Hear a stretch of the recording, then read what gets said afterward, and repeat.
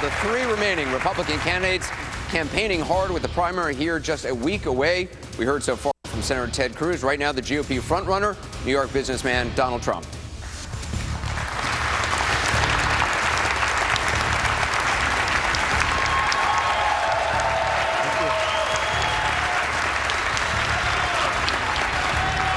Hey, how you doing, sir? Nice to see you. Thank you very much. Have a seat.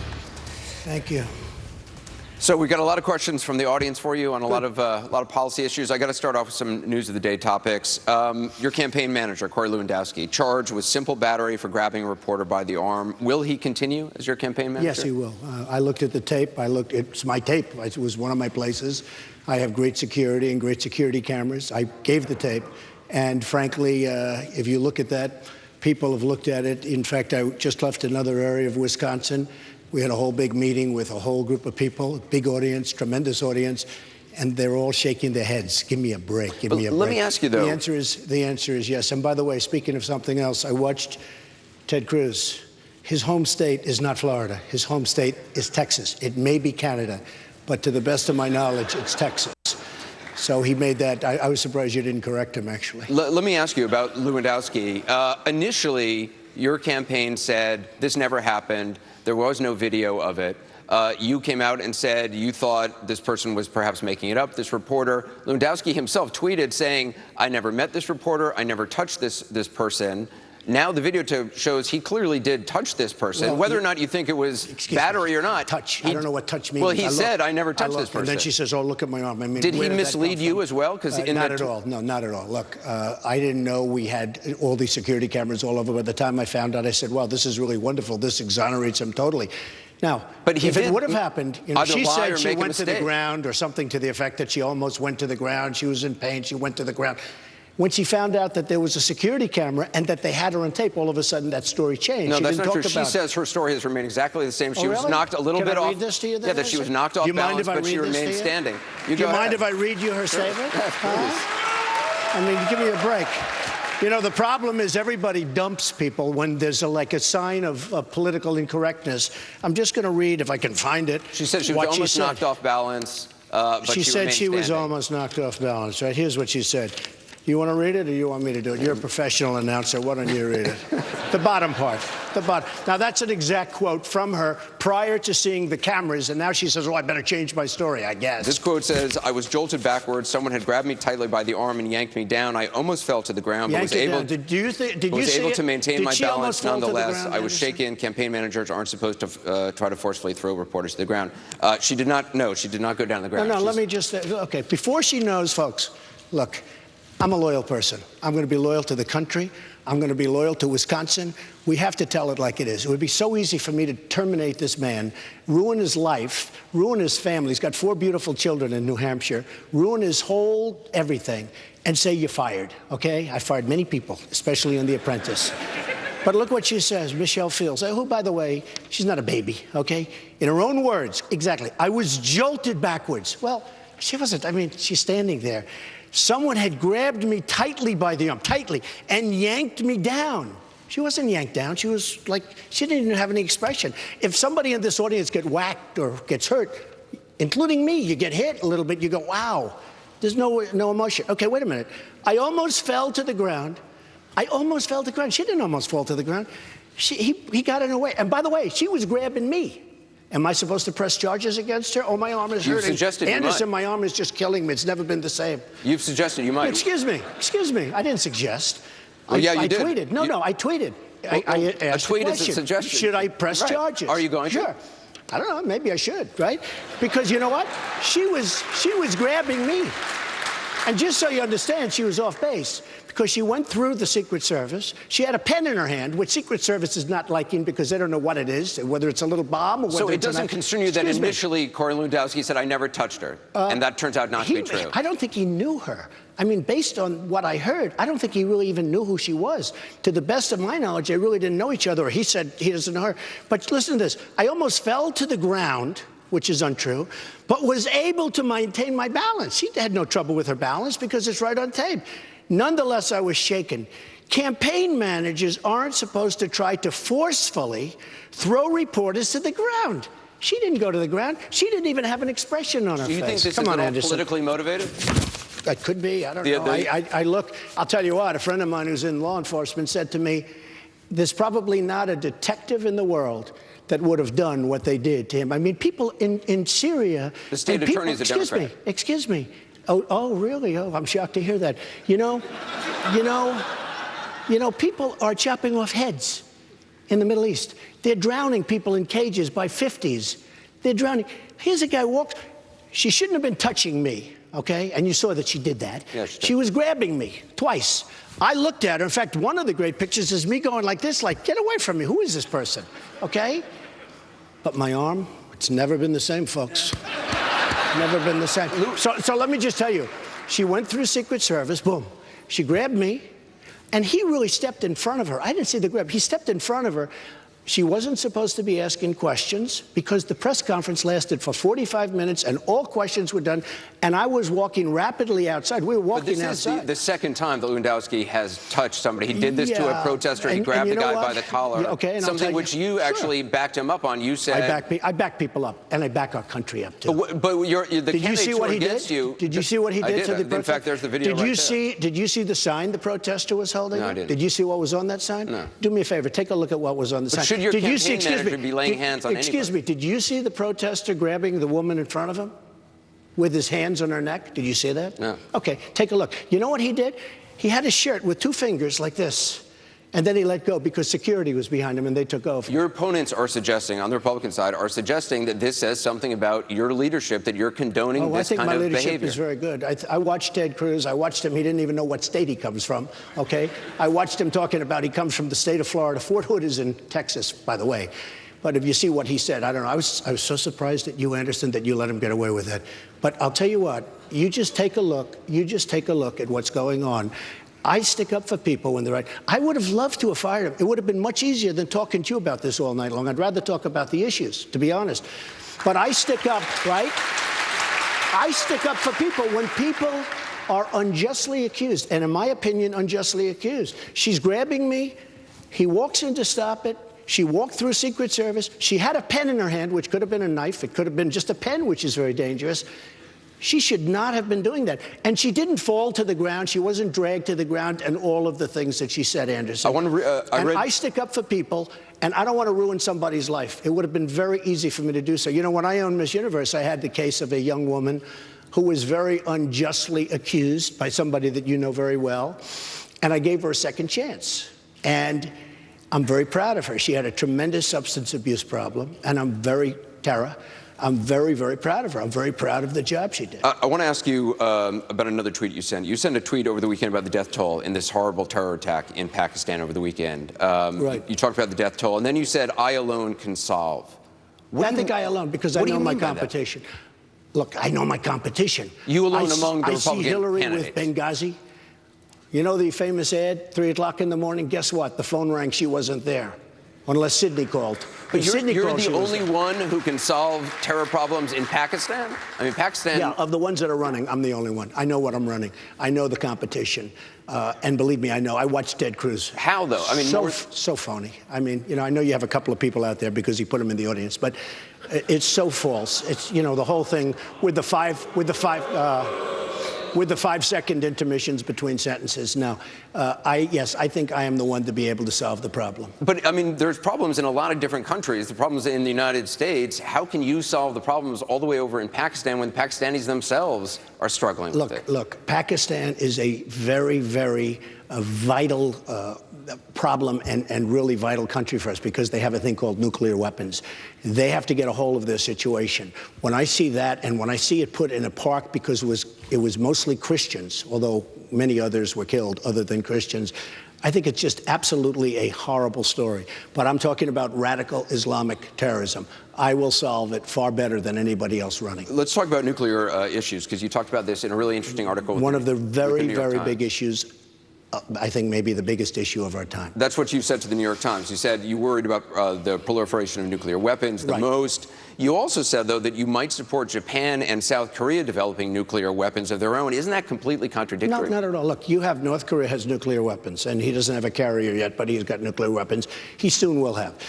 We don't want to pull the trigger. We're just, we have a president, frankly, that nobody's afraid of our president. Nobody respects our president. You take a look at what's going on throughout the world. It's not the country that it was. But if you're concerned about proliferation, letting other countries get nuclear weapons, isn't that proliferation? We owe $19 trillion. We have another $2 trillion because of the very, very bad omnibus budget that was just signed. It's a disgrace, which gives everything that Obama wanted. We get nothing, they get everything. So that's going to be $21 trillion. We are supporting nations now militarily. We are supporting nations like Saudi Arabia, which was making during the good oil days, which was a year ago. Now they're making less, but still a lot, $1 billion a day. We are supporting them militarily, and they pay us a fraction of what they should be paying us and of the cost. We are supporting Japan. Most people didn't even know that. Most people didn't know that we are taking care of Japan's military needs. We're supporting Japan. But it's been we're supporting, excuse me, we're supporting Germany. We're supporting South Korea. I order thousands of television sets because I am in the real estate business, my other life. Okay? It's been a U.S. policy, though, for decades to prevent Japan from getting nuclear weapons. That might be a policy, but South maybe, Korea as well. Can I be honest with you? Maybe it's going to have to be time to change because so many people, you have Pakistan has it, you have China has it, you have so many other countries now having it. So some proliferation is okay? No, not some. I hate proliferation. I hate nuclear more than any. My uncle was a professor at MIT, used to tell me about nuclear, used to tell me about the problem. That's contradictory about Japan and South Korea. At some point, how many countries have it? Iran is going to have it with one of the worst. Excuse me, one of the dumbest deals I've ever seen signed ever by anybody. Iran is going to have it within 10 years. Iran is going to have it. I thought it was a very good interview. So you have no problem with Japan, South Korea having nuclear weapons? At some point, we have to say, you know what? We're better off if Japan protects itself against this maniac in North Korea. We're better off, frankly, if South Korea is going to start to protect itself. Saudi Arabia, nuclear weapons? Saudi Arabia, absolutely. You would be fine with them having nuclear weapons? No, not nuclear weapons, but they have to protect themselves or they have to pay us. Here's the thing. With Japan, they have to pay us or we have to let them protect themselves. But if you say to Japan, yes, it's fine, you get nuclear weapons, South Korea, you as well, and Saudi Arabia says we want them too. Can I be honest with you? It's going to happen anyway. It's going to happen anyway. It's only a question of time. They're going to start having them, or we have to get rid of them entirely.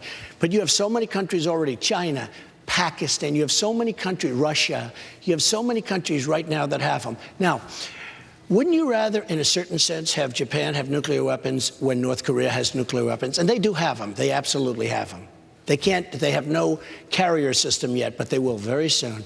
Wouldn't you rather have Japan, perhaps, they're over there, they're very close, they're very fearful of North Korea, and we're supposed to protect. So you're saying you don't want more nuclear weapons in the world, but you're okay with Japan and South Korea having I don't want more nuclear weapons. I think that, when I hear Obama get up and say the biggest threat to the world today is global warming, I say, is this guy kidding? The only global warming I'm worried about is nuclear global warming, because that's the single biggest threat. So it's not that I'm a fan. We can't afford it anymore. We're sitting on a tremendous bubble.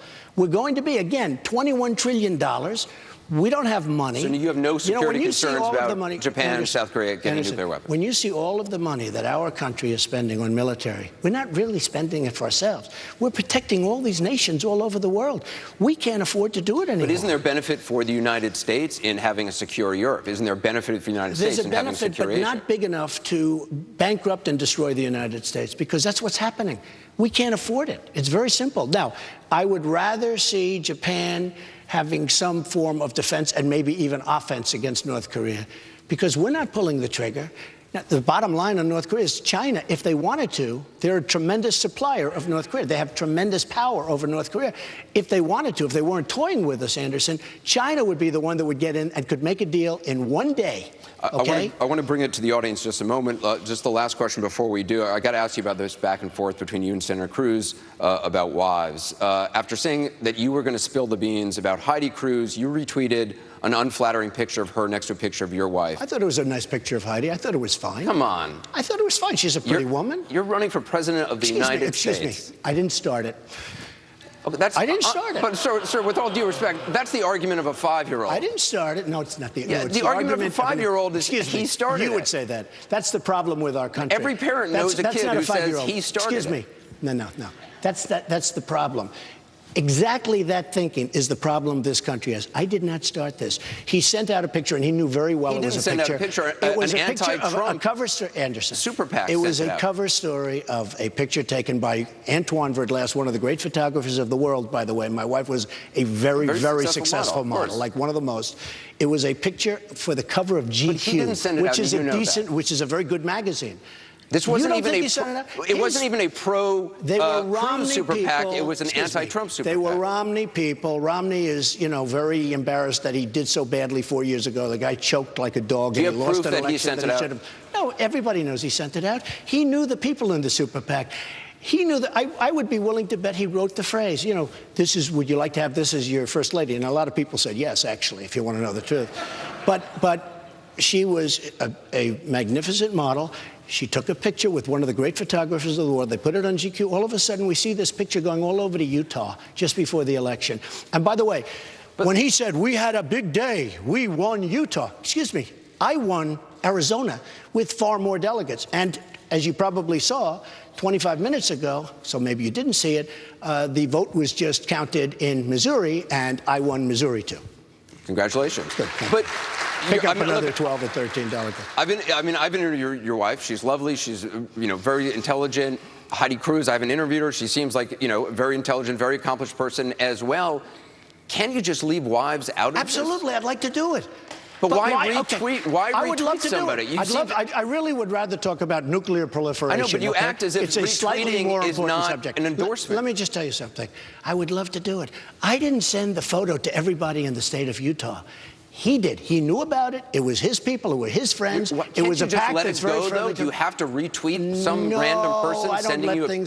I don't let things go so easy. And let me just tell you something. And if I were running the country, I wouldn't have people taking advantage of the United States in trade and in every other way either. Believe me, I wouldn't have China walking away with trade deficits of $505 billion a year. I wouldn't have Mexico laughing at us how stupid we are with trade deals and at the border. I wouldn't let Japan get away with their doing with the, you know, devaluation of the yen. China, big league devaluation. No, when somebody... Can you say tonight, though, no more stuff about... Oh, absolutely. I don't want to talk about that. It's ridiculous to be talking about that. All right, let's go to the audience. I want you to meet retired Lieutenant Brian Murphy. He was the first officer to respond to the Sikh temple massacre in Oak Creek and was shot 15 times. His fellow officer, who's standing next to him, Sam Linda, took out...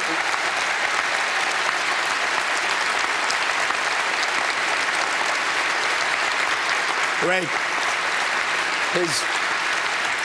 His fellow officer standing next to him, Sam Linda, took out the shooter that day, is also with us. We want to just, first of all, take a moment to thank both of them for their service and their actions.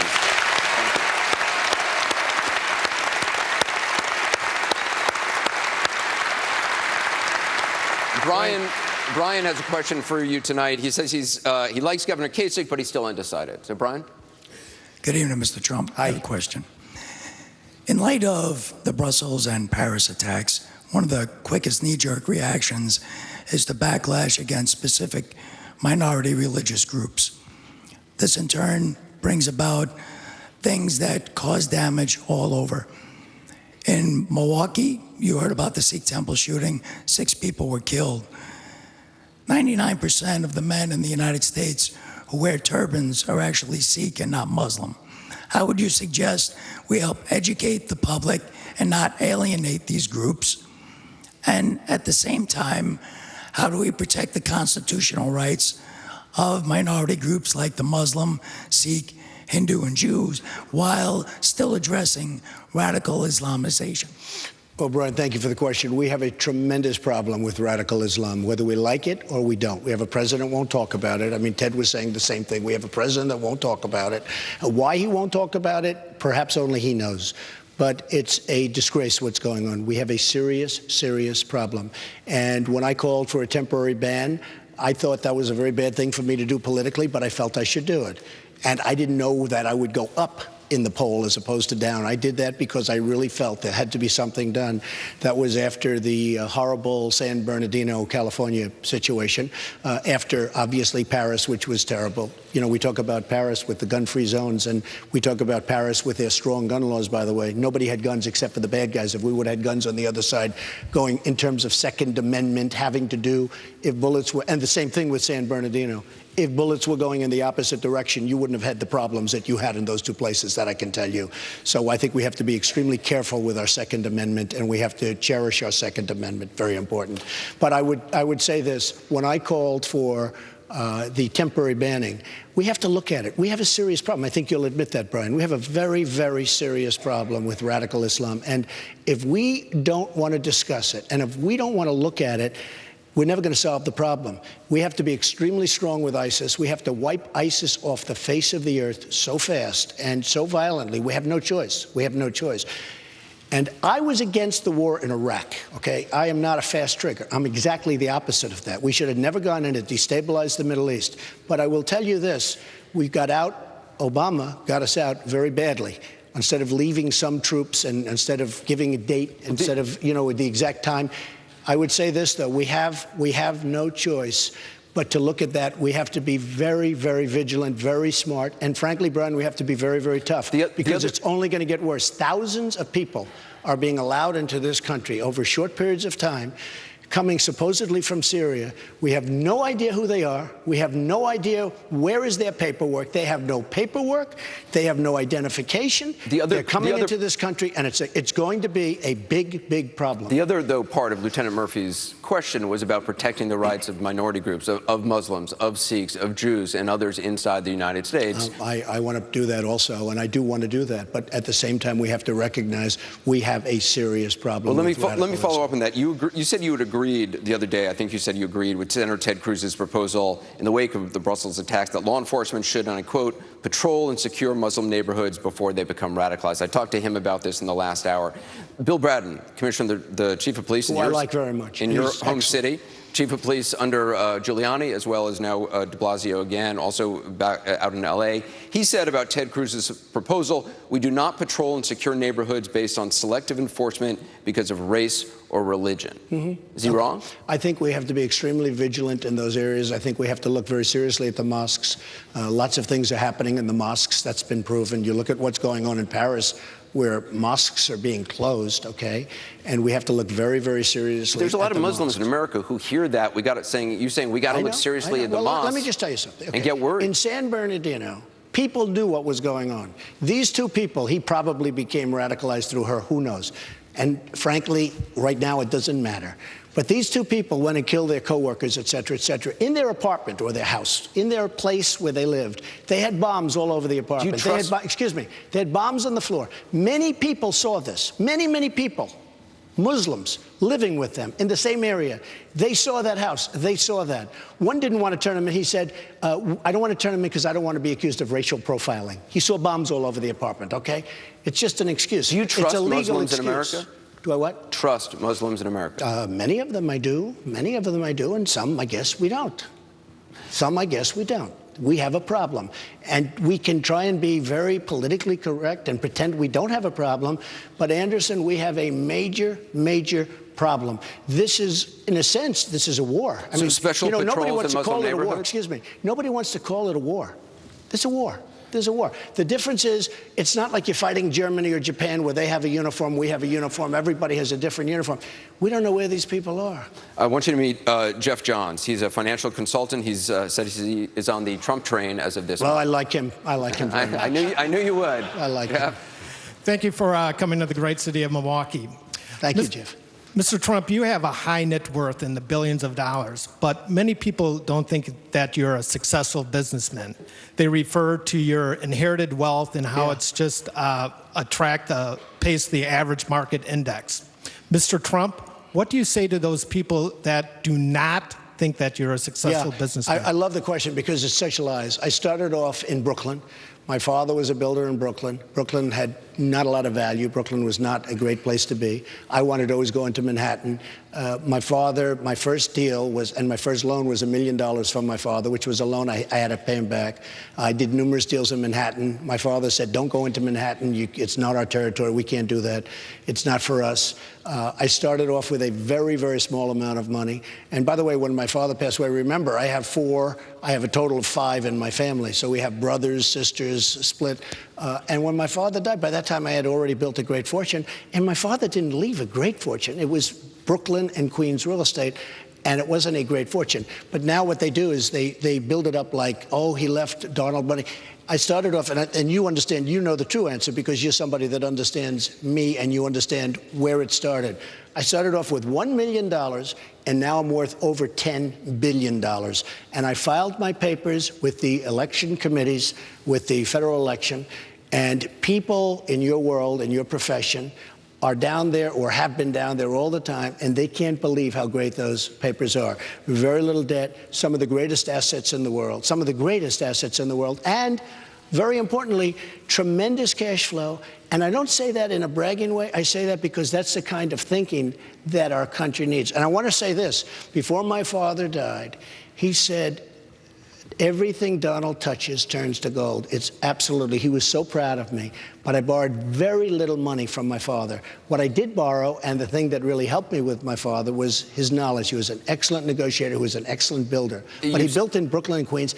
There wasn't that much money in Brooklyn and Queens. A lot of other candidates have released tax returns. You say you won't release them because you're being audited. There's some people who doubt you're even being audited or have been audited as much as... I'll give you a letter to that. Would you like a letter? I'll give you a letter. I'll give it to you. Sure, absolutely. Because there's some people have raised that as a doubt. And only a fool would give a tax return. So you can offer evidence that you are being audited or have been audited. I'll give you a letter from the biggest firm in Washington that does my work for me. All right. Okay. I want you to meet Robert Keitlinger. He's retired from the U.S. Army after serving in Iraq and Afghanistan. He's now a student at Marquette University, and he says he's undecided. Welcome.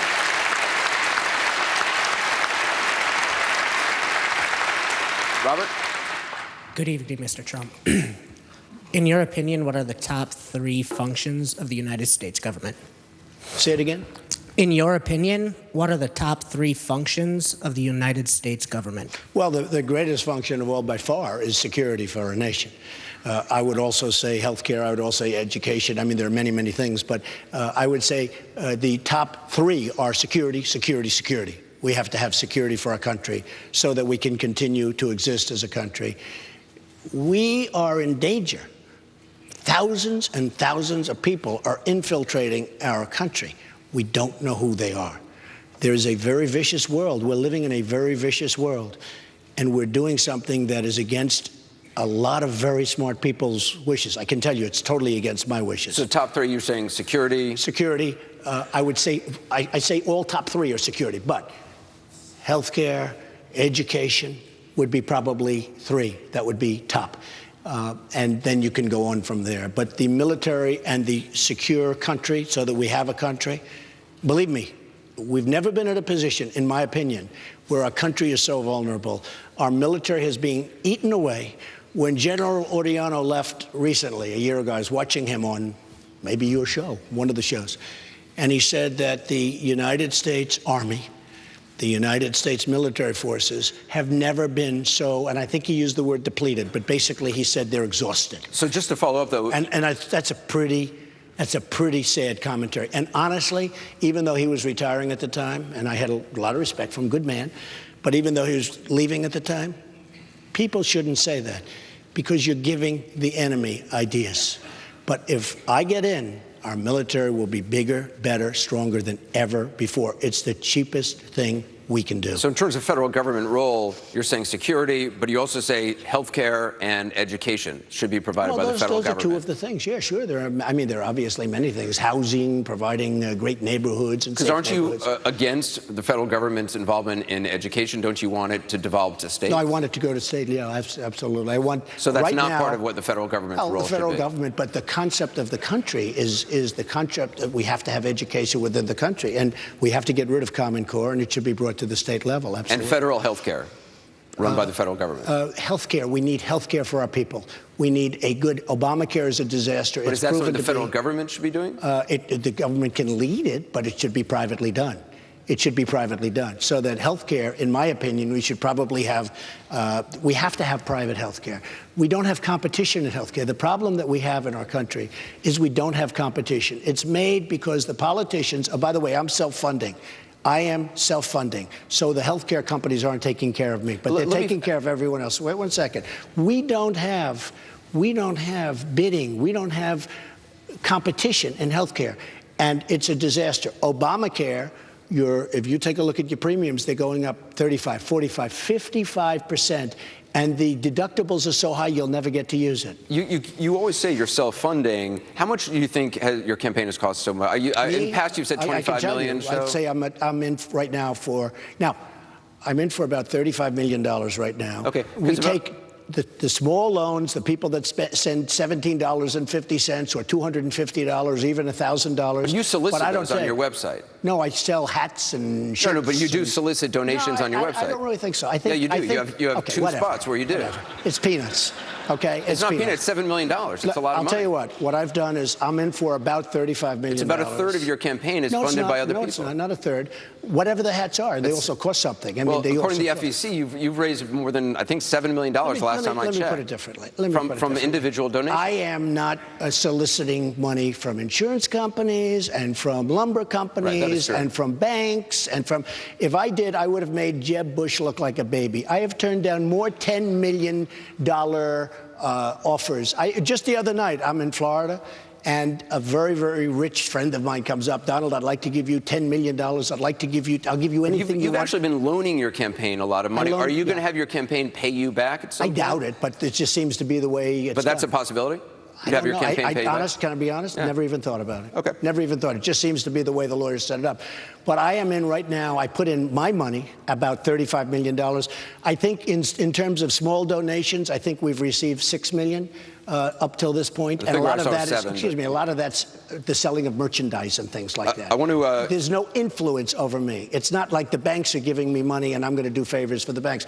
You look at Ted Cruz, the banks are giving him a lot of money. The oil and gas is giving him a lot of money. A lot of people are giving him a lot of money. And by the way, super PACs are a disaster, and they're a disaster waiting to happen, folks. And if they're not gotten rid of, it's only going to get worse. I want to introduce you to Amelia Roll. She's a journalism student at the University of Wisconsin. She says her first choice is Senator Cruz, but you're her second pick. Oh, that's nice. Here's your chance to win her over. Amelia? Mr. Trump, thank you so much for being here tonight.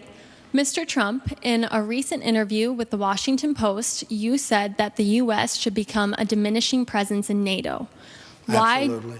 Why do you think that the U.S. should start to withdraw their world presence from NATO, and what would you change about the organization so that we could remain involved? Okay. I did two basic and very large interviews recently. I did the New York Times, which treated me unbelievably fairly, and there was a front-page story on Sunday, I think, and it was a great story, and part of it was NATO, and the other was the Washington Post, where I think you talked to them longer than any other candidate, by the way, or on the Republican side. I spoke to the Times longer? Well, I spoke to him a long time. David, he's a very talented writer, actually, and they treated me very fairly. I also did the Washington Post, where I said very similar things and very similar things about NATO. Let me tell you, NATO is obsolete. It was 67 years, or it's over 60 years old. It is, many countries, doesn't cover terrorism, okay? It covers the Soviet Union, which is no longer in existence. And NATO has to either be rejiggered, rechanged, changed for the better. I'm not saying, the other thing that's bad about NATO, we're paying too much. We're spending a tremendous billions and billions of dollars on NATO. You're saying it's obsolete, though. You have now Vladimir Putin invading Crimea, annexing part of Ukraine, annexing Crimea. Let me tell you about Ukraine. First of all, there are a lot of people who believe NATO is more important than it's been in years. You have countries that surround Ukraine.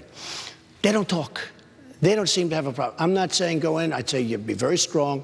You could be strong without necessarily even being into NATO, the money we spend. The money we spend is astronomical on NATO. Okay.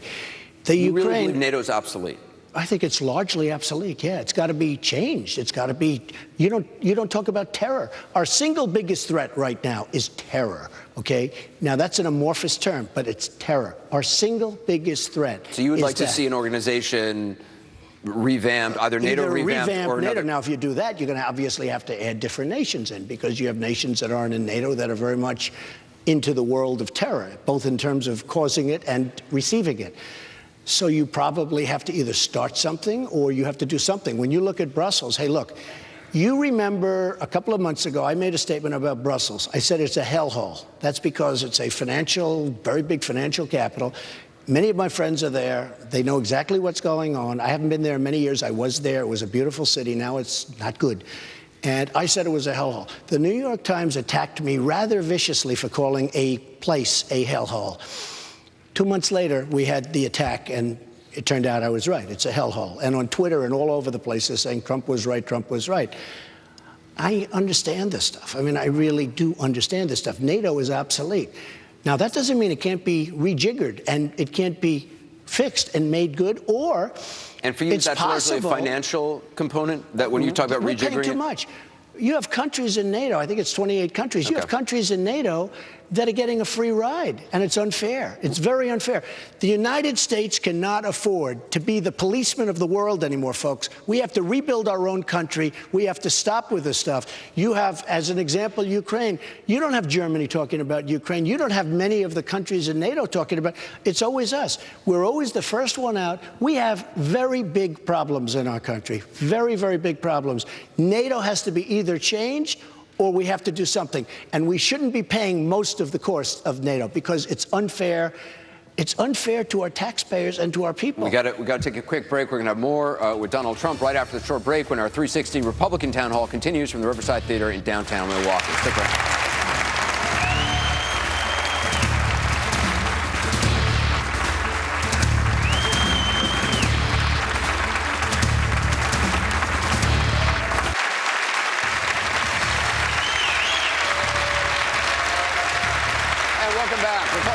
Trump, a week before the Wisconsin primaries, voters asking Republican candidates the questions that matter to them, looking for answers to help them decide. Before we go back to the audience, I want to ask you a question that I asked to Senator Cruz as well. More than 6 months ago, you pledged to support the Republican nominee, whoever that may be.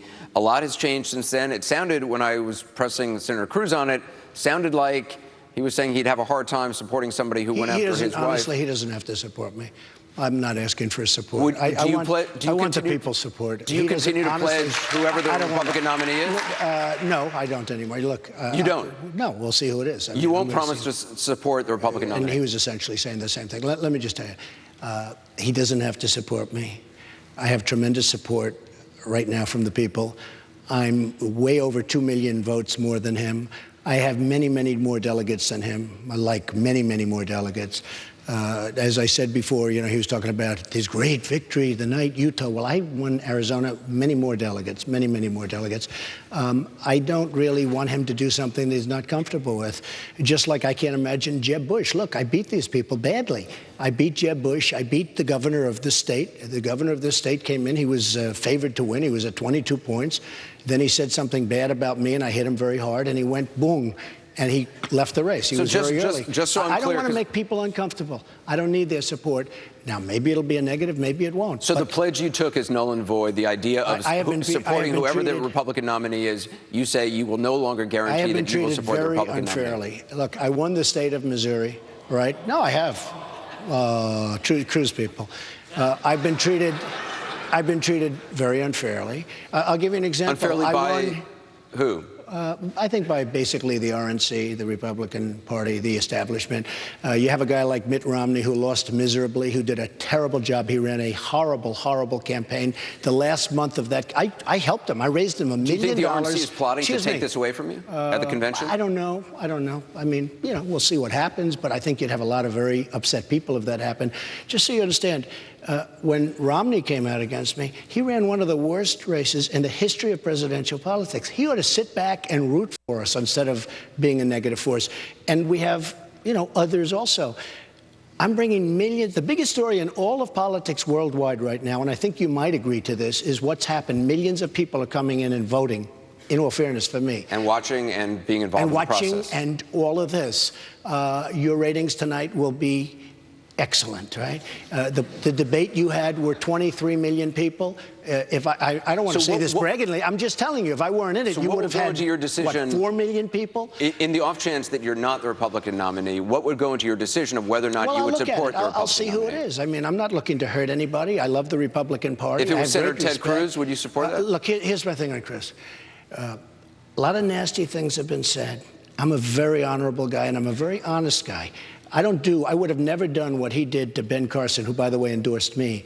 I would have never gone to Iowa and said, Ben Carson has left the race. He is gone, 100%. Vote for me. And they usher people into the caucus, and they try and get them to vote for Ted Cruz. A lot of people left Ben Carson.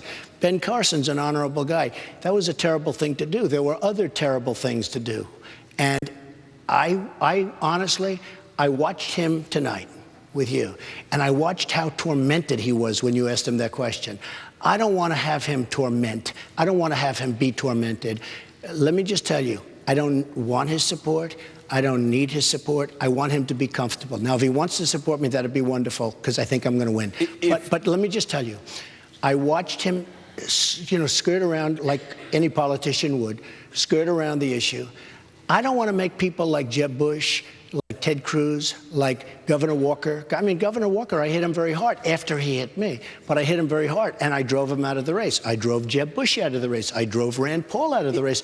I understand why they don't like me, and I don't want people to do something against their will, Anderson. I could see that he was having a hard time with a very simple question that you asked him. Would you support? Well, I think I'm going to win.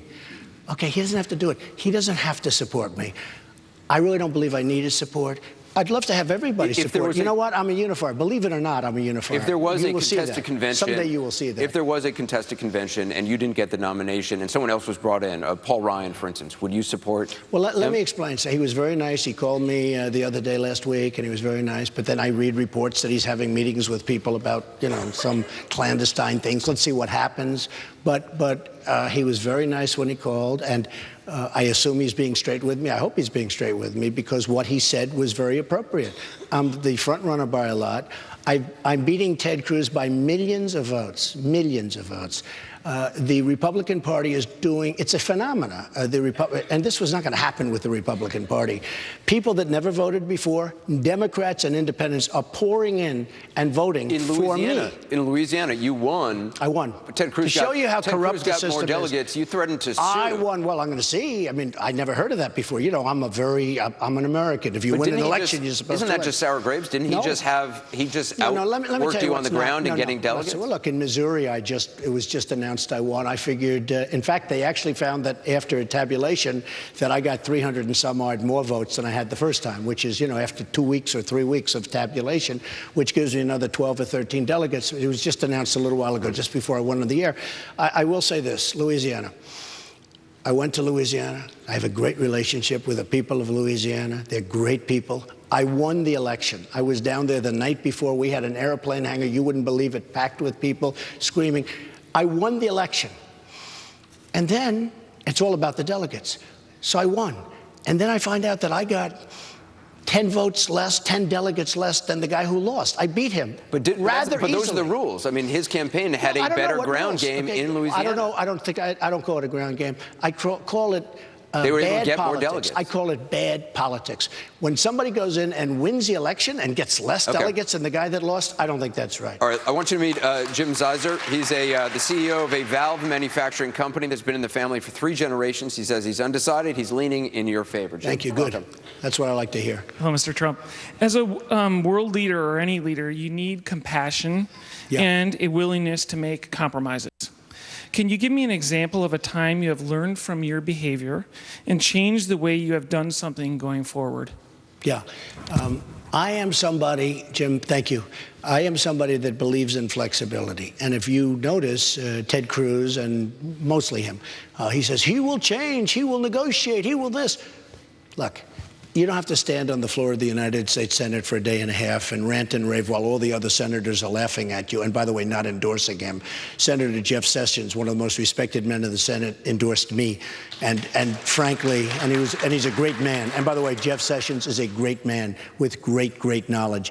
And Ted Cruz thought he was going to get that endorsement. He would speak about Jeff Sessions all the time. Then Jeff Sessions came out and endorsed me. You need flexibility, and I talk about it all the time. You need to be able to negotiate great deals. You know, it's not all about signing executive orders, because this is something that came in. That wasn't the way our founders thought that this country was going to win. You have to get, now, I'll make great deals. I'll make conservative deals. I'm going to make wonderful deals. But you have to do it the old-fashioned way, like Ronald Reagan did with Tip O'Neill. Do you have a specific, though, for him on a specific example that you've changed your behavior, changed the way you've done something going forward, or learned from something you've done that you didn't like the way it turned out? Well, I think, yeah, I mean, I have many, many things that I've done. I have many things that I've changed course on. I mean, I've changed course on many, many things. I was not... actually, I have. I mean, any specifics? Well, I mean, you could say I am, as you know, I'm pro-life, and I was originally pro-choice. I will say this, that as a developer and as a businessman, I'm not sure I was ever even asked the question, are you pro-life, pro-choice? And it was not something that, as one of the magazines recently said, Donald Trump is a world-class businessman. He was never asked those questions before. But, you know, if I was asked those questions years ago, it's something I never really gave much thought to. But I've made certain changes. I have evolved. I talk about evolving all the time. I want to follow up. And by the way, you know who else evolved? Is Ronald Reagan evolved. Because Ronald Reagan signed one of the toughest abortion laws, you know, in favor of abortion in California, that have been signed in many, many years. And yet he was a great president and a pretty conservative. He wasn't very conservative, but he was a pretty conservative president. You said on the radio right here in Wisconsin the other day that you do apologize and you believe in apologizing. When was the last time you actually apologized for something? Oh, wow. No, I do believe, I don't know. I'll think. Can I think? But look, I do believe in apologizing if you're wrong. But if you're not wrong, I don't believe in apologizing. For instance, I could have apologized. You brought up, we started this with Corey, my campaign manager. Will you apologize? I said, apologize for what? I see the tape. Apologize for what? I'd love to apologize. It would be so much easier. Apologize, Corey, you're fired. But you don't know a specific example that you apologized? I mean, apologize. I apologized to my mother years ago for using foul language. I apologize to my wife for not being presidential on occasion. She's always saying, darling, be more presidential. She told me she's talked to you about that. No, she does, because she thinks I'm very presidential. The last debate, and by the way, Cruz talks about, I don't want to date. I debated this guy like 11 She didn't like you reusing times. the word, a dirty word or a bad word, I guess. I sound like a 12-year-old. She doesn't like even a little bad that somebody word. in your audience shouted out and you repeated. She didn't like that. Oh, she didn't like that. And really, it was just a repeat, but that didn't work out too well. No, she didn't. Repeats don't work either. And it wasn't a horrible What is it word, with you, like repeats and retweets don't retweets. count? You know, do you ever notice? My biggest problems are repeats and retweets. I don't get in problem with what I say. It's when I repeat. Well, maybe that's one of those things you should learn from your behavior and not retweet things. You're right. You're right. I think so. Just no. Some free advice. That I agree with. That I agree with. So I will say this, though. My wife and Ivanka said, like on the last debate, because the debates have been pretty rough. And I really felt I had to be rough because it's coming at me from all different angles. Don't forget, I've been at the middle of the podium, the middle of the stage for every single debate. I've enjoyed debate. I never debated. Cruz has challenged you to debate him. Give me a break. The guy's challenged me. He's lost every debate. Every single you wouldn't debate him one-on-one. Whether it's, I think we've had enough questions from the same people, including you, in all due respect. How many times can the same people? How many times, Anderson, can the same people ask the same question? It's just you get tired of it. Now, but as I've president, had, you're going to be asked the 11 or same 12 questions debates. for Wait a minute. I've had 4 or 8 11 or 12 years. debates with Cruz. Every single Drudge, they do an online poll right after the debate. Time Magazine, Slate, many groups do. I think I've won every single poll by a lot on debating. I have nothing to prove anymore. So no more debate. I don't see where it's necessary. I mean, look, you're asking me all of these questions tonight. Frankly, I think this is much better than a debate. The debates, they give you 15 seconds. What would you do in terms of war and peace? Okay. Honestly, I think this is a much better format. I'm happy to keep having these conversations. Easier. I don't think it's easier. I think debating is probably easier because you're talking so little. I want to say bring in. Sorry. So I hope you change your mind. I hope you're going to agree with me. Sorry, hold on. Sorry, John. I want you to meet John Pagel. Thanks very much. Hi, John. He's a dairy farmer. He's got 5,000 cows. We had another dairy farmer ask a question for Senator Cruz earlier. John says he's leaning in your favor, still listening to the other candidates. John, welcome. Mr. Trump, hi. Welcome to the Chief State. Good. And the question that I have, Wisconsin is an amazing state, but our #1 economic driver, which is the dairy industry, and the cheese industry is right behind it, is being challenged right now by having a labor force that is dependent on an immigration policy. And we've got over 10,000 farms in this state, and with that being such a strong economic driver, if we don't have a strong immigration policy that will give us the opportunity to keep the ones that we have here and provide a vehicle to bring new ones in from Mexico legally. Legally?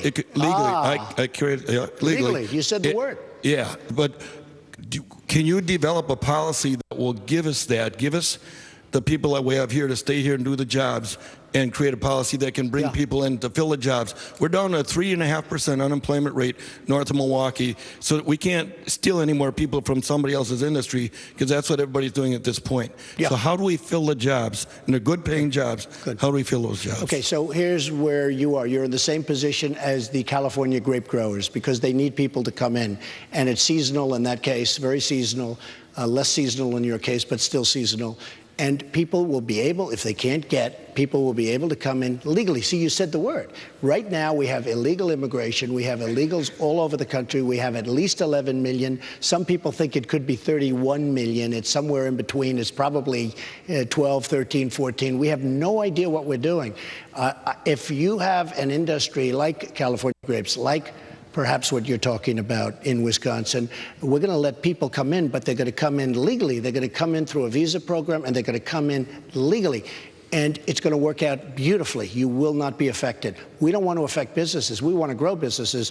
The other part of your question, and I think a thing that we really have to talk about, is trade, because a lot of people are sending goods over to other countries, and especially goods that can spoil, like what you do. They send over to other countries, and the other countries refuse to accept them.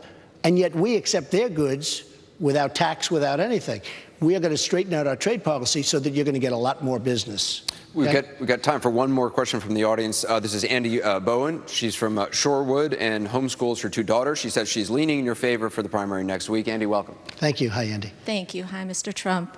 My 93-year-old father is so impressed with all of your kids, That's good. Especially with your 2 sons. And when they're on television being interviewed, he will often say, "Why can't Donald Trump be more like his sons who are so..." I hear that. I know. Who are so well-spoken and calm. And so my question to you, Mr. Trump, is could you possibly look to your sons as examples of how not to be quite so reactionary? And also, congratulations on raising such fine young people. Thank you must very be much. very proud. I think I love that question. I'm not honest. Can I be honest? I have so many compliments of my children, and Ivanka is doing phenomenally well. You know, my children have been really wonderful, and I do have 2 wonderful sons. I mean, my boys are great, and Barron is a young version, I think, of Eric, frankly, because they're very tall and they look alike, et cetera, et cetera. But Don and Eric and Barron are just spectacular people. And, you know, I get so many compliments. And then Ivanka is Ivanka. You know Ivanka very well. You've had her on your show. And she's a star. She's absolutely a star. And so supportive of me and so supportive of what I'm doing. And they do have great attitude. And I do. I get so many people come up to my office and they want to have their children come up at me because they want their children to be like mine. Do you sometimes wish you had a little bit more of their, what she called, calmness? My children have a lot of drive. You don't want to see them sometimes. I will say this. They're very strong. They are very.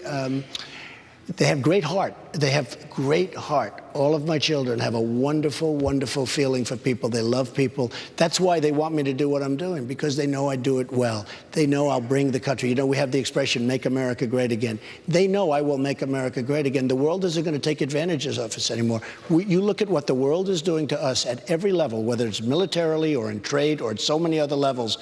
The world is taking advantage of the United States. And it's driving us into literally being a third world nation. Anderson, I travel all over the world, and I land at airports, the likes of which you've never seen, whether it's in Qatar or Dubai or places in China, the likes of which you have never seen. And then we come home and we land at LaGuardia with potholes all over the place, or we land at LAX or Kennedy or Newark, and you look at what we have and where we've gone. It's time to rebuild our country. You just welcomed a new grandson. And I really appreciate your statement. Thank you. You just welcomed a new grandson. His name is Theodore. Any chance you're going to call him Crying Ted? No, I don't think so. I said, well, actually, isn't Ted's real name Raphael? I think so, right? Because that was one of the questions I did have to ask. Yes, it is. It doesn't matter. You know what? Theodore Roosevelt is somebody that Jared and Ivanka have long studied and respected, tough, strong, and it's Theodore James, and that's what they really had in mind. Well, congratulations on that, and thank you very much for talking with us. Thank you very much. Really appreciate it. Always a pleasure. Donald Trump back with John Kasich after this short break. Thank you. Great job.